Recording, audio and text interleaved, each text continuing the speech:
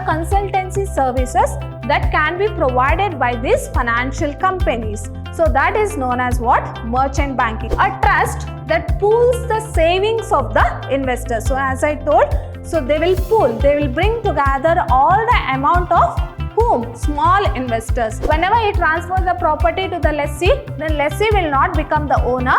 Owner will be lessor itself.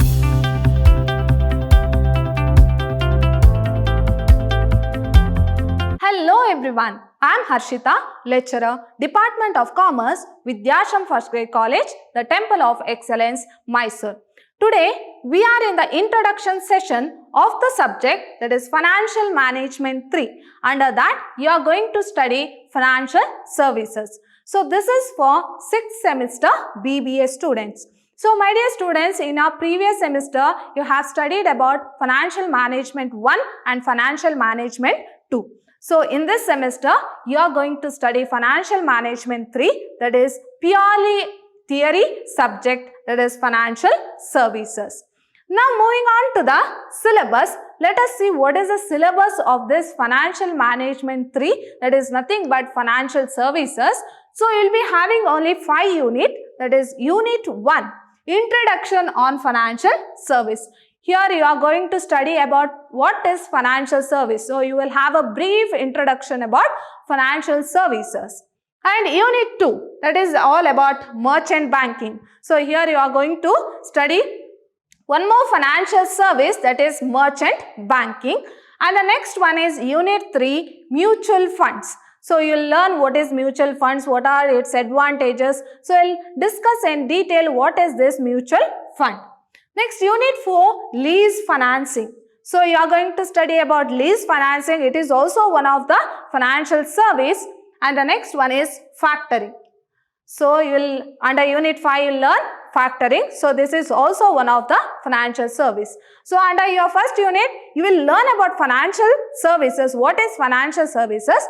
Next, one by one, you will learn in particular about financial service like merchant banking, mutual funds, lease financing and factoring. So, these are the unit which comes under Financial Management 3. Now, what is the learning outcome? So, what is this learning outcome? After going through all these units, after studying all these units, what you are able to understand? So, what you are able to understand from the subject Financial Management 3.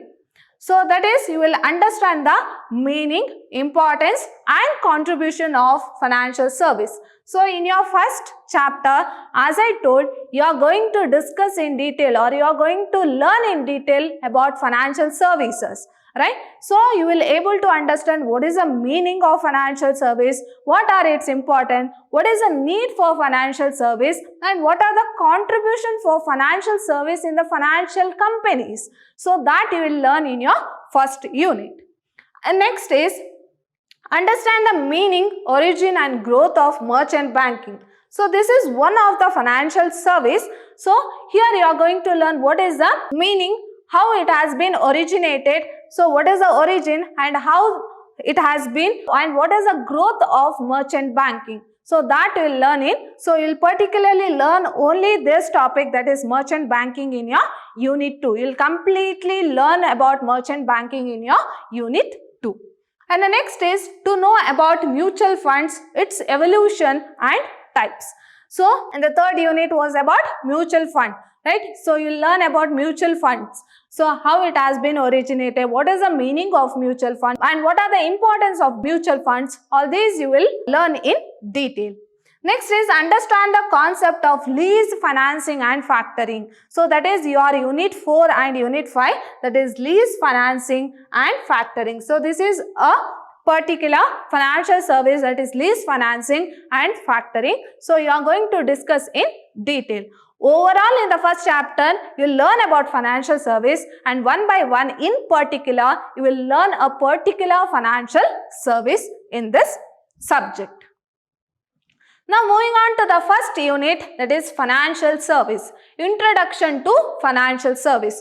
So, before you go through the subject, you should know what is the topic that comes under your subject, right?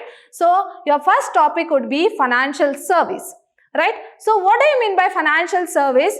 So if the financial company is technically as well as financially strong, so it depends upon the quality of financial service, how you provide to the financial company. Now, for example, if a financial company is A, so how the financial services are provided? So what is the quality of financial service is being provided to company A? So depending upon that, the quality of company A can be judged.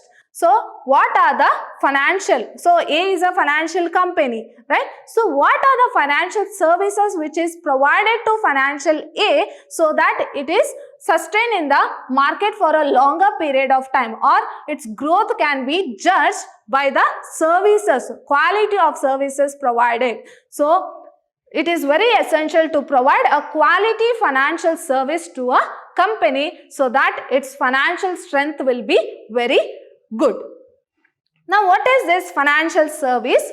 Services that are offered by financial companies are called as what? Financial services. So here the financial company will provide financial services, right? So what type of services or what type of financial services provided by financial company are known as what? Financial services.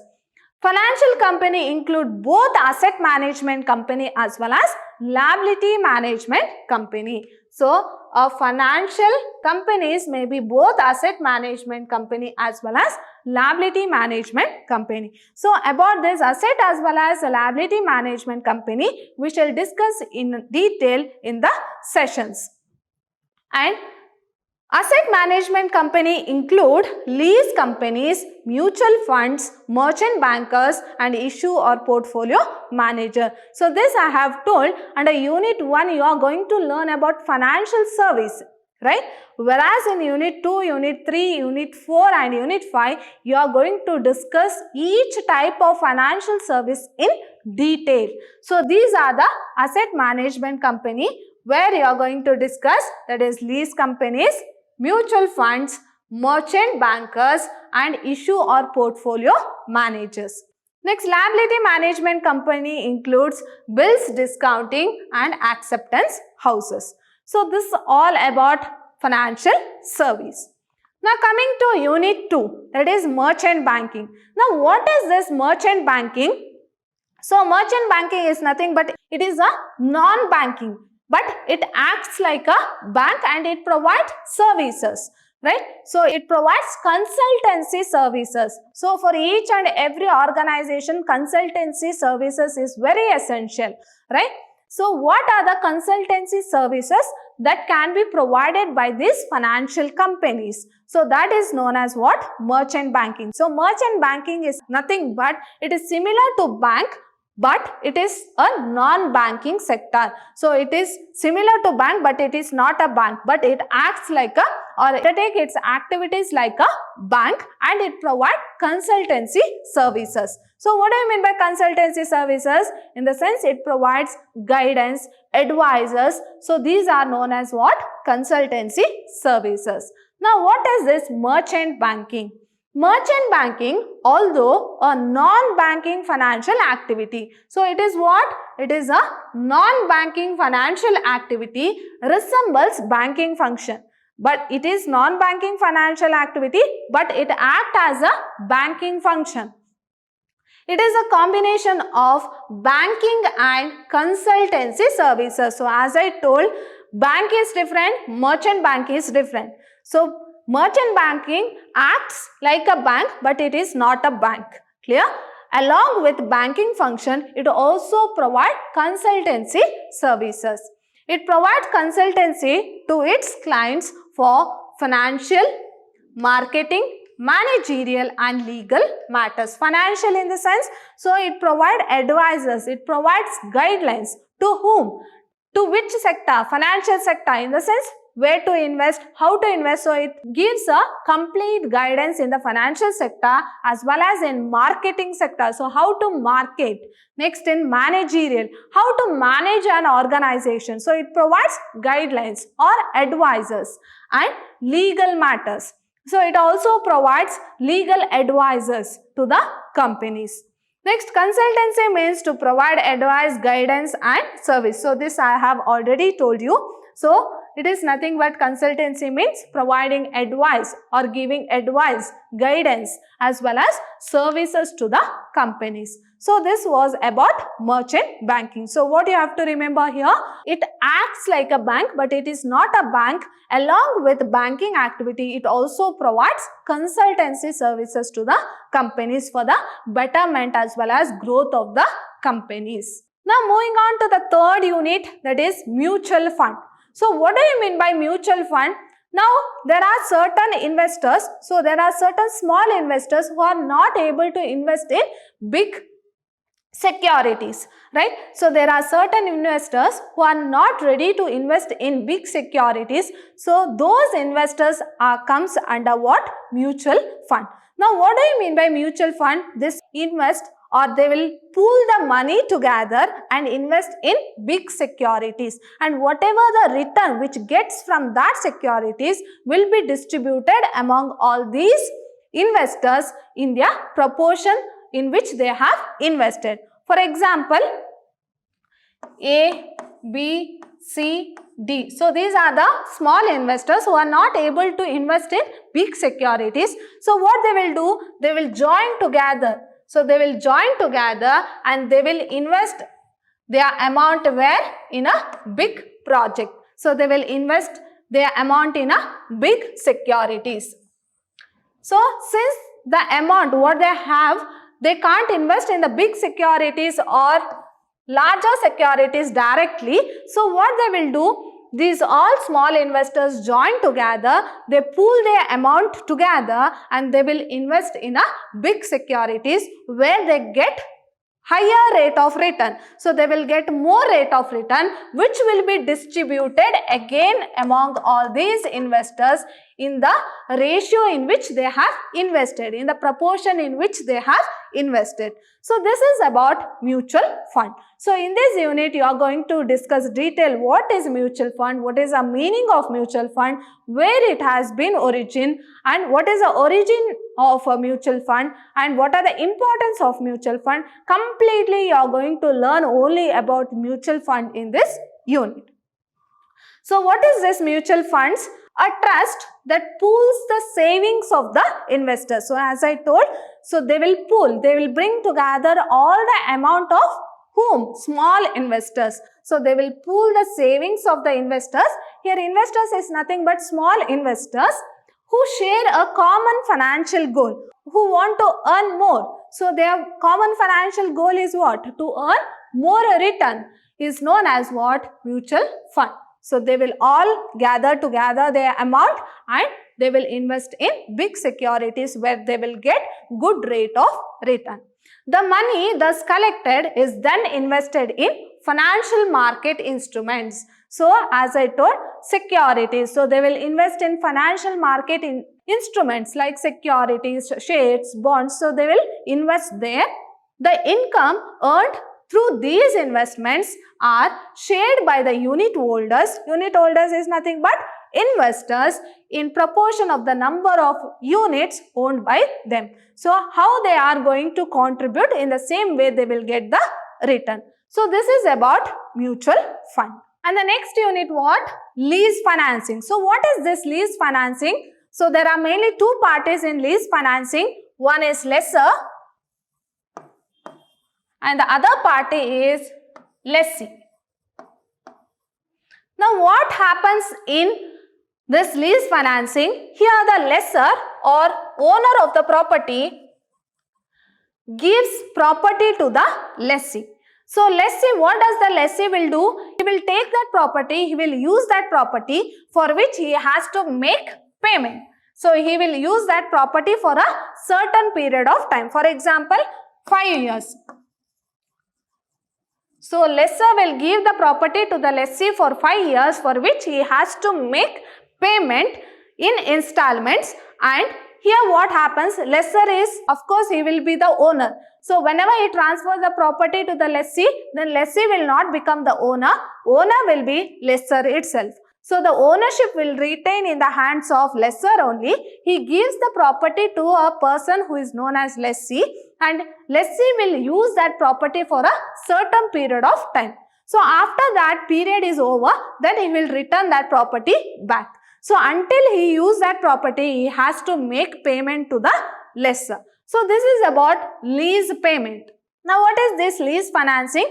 A lease is an agreement. Of course it should be an agreement, so which contains all the details about this lease, whereby the lessor conveys to the lessee in return for rent. In the sense, he has to make payment for using his property, for using lessor's property, the right to use an asset for an agreed period of time. So there should be a certain period for which the lessee can use the property of the lessor or property of the owner, whereas lessee will not become the owner of that property. Property will remain in the hands of lessor itself, but he will give to some other person to use that property, for which he has to make payment, which is known as what? Rent. The two parties to a lease agreement are lessor and the lessee. So who are the two parties here?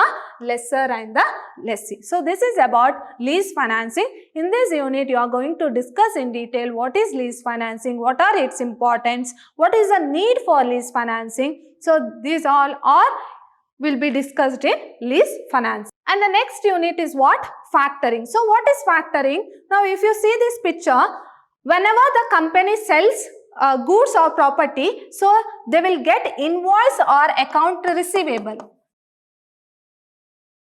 So the company will get account receivable or invoice. Now what the company will do? The company will sell this account receivable or invoice to a third party who is known as what? Factor. So the company will sell its account receivable or invoice to the third party who is known as what? Factor. Now what is the duty of factor? Factor collects the invoice and makes the payment to whom?